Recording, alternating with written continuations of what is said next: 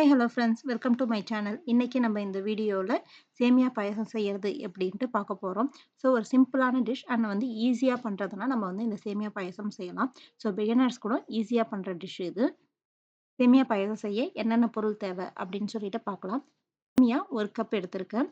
அதில் half of the cub வந்து sugar வந்து எடுத்திருக்கேன். ஏன்னா நான் வந்து கண்டன்ஸ் மில்க் யூஸ் பண்ணுறதுனால சுகர் வந்து கம்மியாக எடுத்திருக்கேன். இன்கேஸ் நீங்கள் கண்டன்ஸ் மில்க் யூஸ் பண்ணலன்னா சுகர் வந்து அதிகமாக எடுத்துக்கலாம்.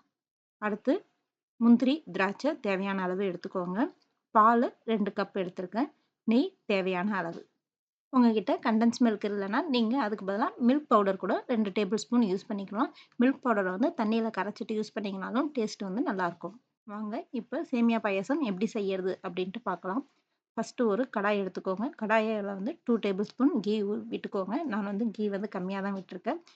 நெய் காஞ்சதுக்கு அப்புறமா நம்ம எடுத்து வச்சிருக்க முந்திரி, திராட்சைய போட்டு ஃப்ரை பண்ணிக்கலாம். முந்திரி வந்து ரொம்ப செவர வேணாம். லைட் ப்ரௌனா செவரும்போது அத வந்து எடுத்துக்கலாம். இப்போ நம்மளோட முந்திரி வந்து செவந்திருக்கு. வறுத்து வச்ச முந்திரி, திராட்சைய நம்ம வந்து வேற ஒரு பவுல்ல வந்து ட்ரான்ஸ்ஃபர் பண்ணிக்கலாம். அடுத்து முந்திரி, திராட்சைய ட்ரான்ஸ்ஃபர் பண்ணதுக்கு அப்புறமா மீதி இருக்க நெய்யில நம்ம வந்து எடுத்துருக்கோம்ல, அந்த 1 கப் சேமியாவ போட்டு ஃப்ரை பண்ணிக்கோங்க. சேமியா வந்து லைட்டா ப்ரௌன் ஆனா போதும். நல்லா வந்து ப்ரௌன் ஆயிடக்கூடாது. ரொம்ப மொறுமொறுன்னு ஆனாலும் உங்களுக்கு ரொம்ப கிரிஸ்பியா ஆயிடும். ஸோ வந்து லைட்டா செவர்ற அளவுக்கு, அதாவது ஒயிட் கலர்ல இருக்கிறது லைட்டா yellowish மாறுற அளவுக்கு நம்ம ஃப்ரை பண்ணாலே போதும். இப்ப சேமியா வந்து நல்லா yellowish மாறிடுச்சு. ஸோ இந்த ஸ்டேஜ்ல வந்து சேமியால வந்து நம்ம தண்ணி வந்து ஆட் பண்ண போறோம். தண்ணி வந்து 1 கப் வந்து ஆட் பண்ணிக்கோங்க. தண்ணி 1 கப் ஆட் பண்ணி, ஒரு கொதி வந்ததுக்கப்புறமா, நம்ம எடுத்து வச்சிருக்க பால் 2 கப் பால் எடுத்து வச்சிருக்கோம்ல, ஸோ அந்த பாலையும் இதிலயே வந்து ஆட் பண்ணிக்கோங்க. இந்த சேமியா வந்து இந்த தண்ணீலயும், பாலுலயும் தான் வேகப் போகுது. 5 மினிட்ஸ்க்கு அப்புறமா பாலும், சேமியாவும் நல்லா சேர்ந்து வெந்திருக்கு. இந்த டைம்ல வந்து நல்லா கிண்டி விட்டுட்டே இருங்க. அப்பதான் அடி பிடிக்காம இருக்கும். இன்னொன்னு சேமியா வந்து ஒண்ணோட ஒண்ணு ஒட்டாம இருக்கும். ஸோ சேமியால வந்து தண்ணி குறையாம பார்த்துக்கோங்க. பால் வந்து இன்கேஸ் கட்டி ஆயிடுச்சுன்னா, உங்களுக்கு சேமியா வந்து உப்புமா மாரி ஆயிடும். ஸோ வந்து தண்ணி குறையாம பார்த்துக்கோங்க. இப்ப சேமியா வெந்திருக்கு. இந்த டைம்ல வந்து நம்ம எடுத்து வச்சிருக்க சுகர வந்து ஆட் பண்ண போறோம். ஸோ சுகர வந்து கொஞ்சம் கொஞ்சமா ஆட் பண்ணிக்கோங்க. ஏன்னா வந்து தித்திப்பு ரொம்ப அதிகமாயிட போது. ஸோ கண்டன்ஸ் மில்க் யூஸ் பண்றதுனால சுகர வந்து கொஞ்சம் பார்த்து ஆட் பண்ணிக்கோங்க. அடுத்து சுகர சேர்த்ததுக்கு அப்புறமா கண்டன்ஸ் மில்க் வந்து சேர்க்க போறோம். ஸோ இந்த இதுல வந்து கண்டன்ஸ் மில்க்க சேர்த்து நல்லா மிக்ஸ் பண்ணிடுங்க. கண்டன்ஸ் மில்க் வந்து ரொம்ப ஸ்வீட்டா இருக்கும். அதனால ஸ்வீட் மட்டும் கொஞ்சம் பார்த்து சேர்த்துக்கோங்க.